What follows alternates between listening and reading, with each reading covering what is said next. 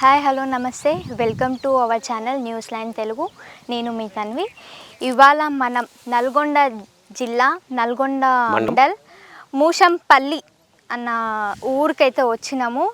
ఇక్కడ రైతుల పరిస్థితి ఎంత ఘోరంగా అయిందంటే అసలు చూస్తుంటే కళ్ళలకంచి ఇట్లా నీళ్ళు ఆడుతున్నాయి. అసలు మనం ఒకసారి ఇక్కడ చూసుకున్నట్టయితే చేతికొచ్చిన పంట ఇదంతా మీరు చూడండి.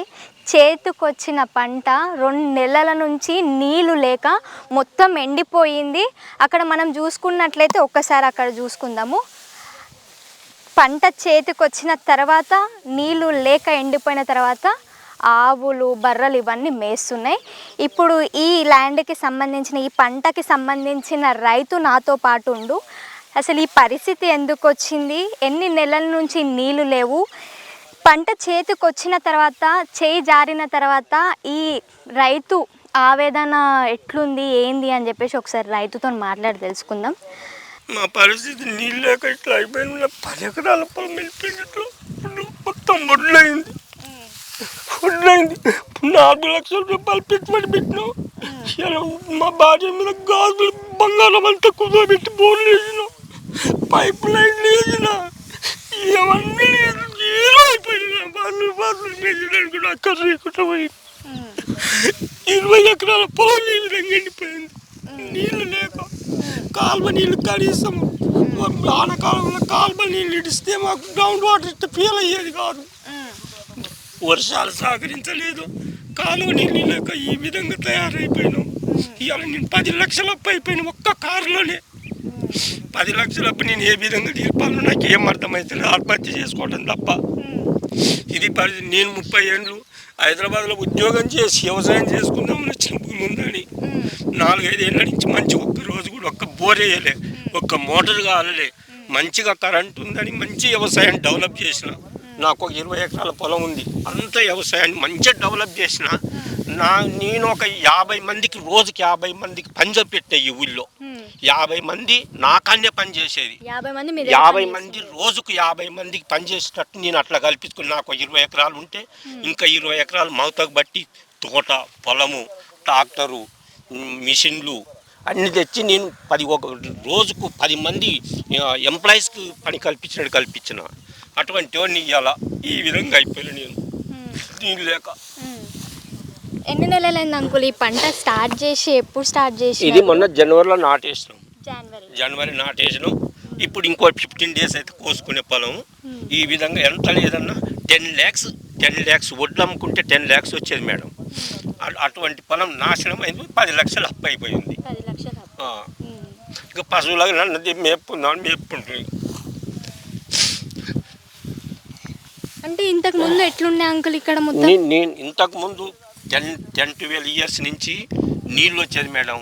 అంతకుముందు నేను ఉద్యోగం చేసి హైదరాబాద్లో డ్రైవర్ ఉద్యోగం చేసి కూడా ఇక్కడ వచ్చి స్టార్టర్ల కాడ వండుకొని మళ్ళీ డ్యూటీకి పోయేది నేను. ఆ రోజు మోటార్ల కాడ రాత్రి 12 గంటలకు 2 గంటలకు వస్తే రోజుకు 3 గంటలు నైట్ ఉండేది, 3 గంటలు పొద్దుకులు ఉండేది.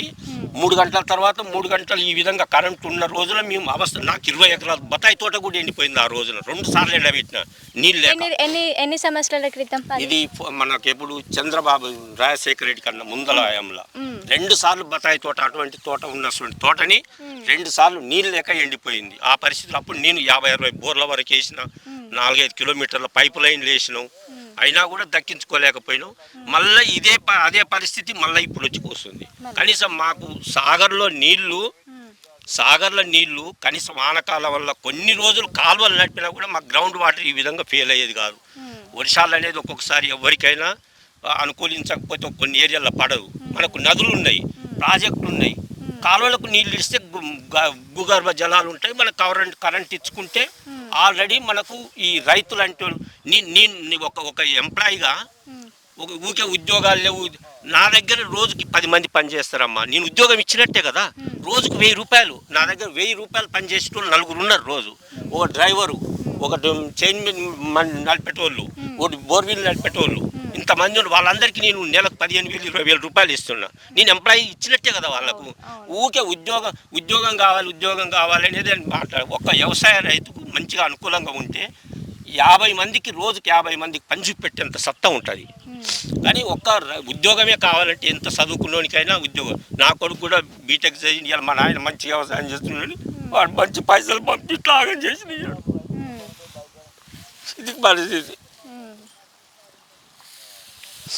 అంకుల్, ఇలాంటి పరిస్థితి కేసీఆర్ ప్రభుత్వం ఉన్నప్పుడు మీరు ఎప్పుడైనా చూసినారా? ఇలాంటి పరిస్థితి మీకు ఎప్పుడైనా వచ్చింది? రాలేదు కూడా, ఎప్పుడు రాలేదు చేయబట్టి ఒక్క పైసా ఖర్చు పెట్టలేదమ్మ వ్యవసాయం. ఒక్క బోరు కానీ, ఒక మోటార్ కానీ, ఒక పైపు విషయం వల్ల 10 సంవత్సరాలలో ఏ ఒక్క రోజు కూడా ఒక్క బోర్ వేయలే. నిన్న అదే ఇక్కడ ఏడబడకపోతే నిన్న మనం 4-5 బోర్లు వేసి చాలా పడకపోతే ఆ చెరువులోకి వేసిన 400 పైపులు వేసుకొచ్చిన. అక్కడ 2 మోటార్లు పీసు 4 లక్షలు భార్య మీద పుస్తకాలు తాడమ్మి కూడా నిన్న మొన్న పనిచేసిన, అయినా కూడా జీరో అయిపోయింది. అది కాలువ ఈడకపోవటమే మాకు పెద్ద ఇది. కాలువ ఆనకాలం వల్ల 1 నెల రోజులు కాలువలు నడిపించినా కూడా భూగర్భ జలాలు ఇట్లా పడిపోయేవి కావు. వర్షాలు ఎట్లాగా అంత కొన్ని దిక్కుల్లో పడవు. ఒకసారి మనకు నదులు ఉండాలి, చెరువులు ఉండాలి. చెర్ల నీళ్లు ఉంటే మాకు ఈ పరిస్థితి ఎదురయ్యేది కాదు. అంత పెద్ద చెరువు ఎండిపోయింది, నీళ్లు లేవు. ఇది పరిస్థితి. అంకుల్, ఇంత పెద్ద నష్టం జరిగిన తర్వాత మీ ఊర్లో ఉన్న పెద్దలు కానీ లేదంటే మీ ఏరియా లీడర్ కానీ ఎవరన్నా వచ్చి మీ బాధ ఇంతవరకు ఎవరు పలకనిచ్చిన వాళ్ళు లేడు, రాజకీయ నాయకులు లేడు, ఎవ్వరు లేడు. ఇవి వెంకల ఇంత చేయాలని ఎండిపోతున్నాయి, వీళ్ళకి ఏంది పంట నష్టం ఏమన్నా చేయాలన్నా, ఎవరైనా మరి అధికారస్తులు ఏమన్నా తోలి ఏమేమి చేయాలి ఎండిపోయినా ఏమేమి మరి ప్రత్యామ్నాయం ఏమైనా చూడాలన్నా అనేదాన్ని. కనీసం రైతు బంధు ఇచ్చినా నాకు 1 లక్ష రూపాయలు ఉంటే తప్పు చేయకపోదు. నేను రైతు బంధు 70-80 వేలు రైతు బంధు వచ్చేది, రుణమాఫీ లేదు, ఏది లేదు. నాకు 10 ఎకరాలు ఉంటే 50,000 రూపాయలు వస్తుండేది, పెట్టుబడులు వెళ్తుండేది అంతో ఇంతో. కానీ అది లేదు. అంకుల్, ఇప్పుడు రైతు బంధు, రైతు బీమా ఇవన్నీ అంటున్నారు కదా, లోన్లు కూడా. రేవంత్ రెడ్డి గారు రీసెంట్గా మన తెలంగాణ ఎలక్షన్స్ టైంలో వెంటనే పోయి 2 లక్షలు తెచ్చుకోండి, 9 తారీఖు వచ్చి నేను రుణమాఫీ చేస్తా అని చెప్పేసి అన్నారు. ఇక్కడ మీ ఏరియాలో ఎవరైనా ఆయన మాటలు నమ్మి లోన్ తీసుకొని వచ్చి కట్టకుండా ఉన్నాం. ఎందుకంటే 2 లక్షలు మాపేతున్న ఆశ కదా. మా ఆశ, మనిషి రైతు అన్నప్పుడు ఎంతో కొంత ఆశ ఉంటుంది. అరే 2 లక్షలు ఇక సీఎం అవుతాడో ఏమో, అయితే అది కూడా మంచిదే కదా. ఇంకోటి క్వింటల్కి 500 రూపాయలు అది మన బోనస్ ఇస్తా అన్నాడు. సంతోషం. రేపు ఓ 4 ఎకరాలు ఉంది ఇంకా కోసే, దానికన్నా 500 బోనస్ ఇస్తాడేమో చూడాలి. ఇక ప్రతి ఒక్కటి మన ఏది కరెంటు బిల్లులు, అంటే రేషన్ కార్డు, ఆ రేషన్ కార్డు మాకు అసలు 20 ఏళ్ళ నుంచి రేషన్ కార్డు ఇచ్చిన దిక్కు లేదు ఏ గవర్నమెంట్. ఇవాళ ప్రతి ఒక్కటి రేషన్ కార్డు మీద లింకు పెడితే నాకు కరెంటు బిల్లు 100 రూపాయలు వస్తుంది నాకు నెలకు. అది మాపేవటానికి నాకు రేషన్ బిల్లు లేకపోయా. గ్యాస్ ఉన్నది, గ్యాస్ కూడా తెల్ల రేషన్ కార్డు కావాలని. నాకు 4 నెలలకు 1 సిలిండర్ పడుతుంది. భార్య భర్తలు మేము ఇక్కడ ఉంటాము. 4 నెలలకు 1 సిలిండర్ పడుతుంది. నాకు సిలిండర్ మాఫీ రావాలంటే ఏం చేయాలి? రేషన్ కార్డు అడుగుతాడు.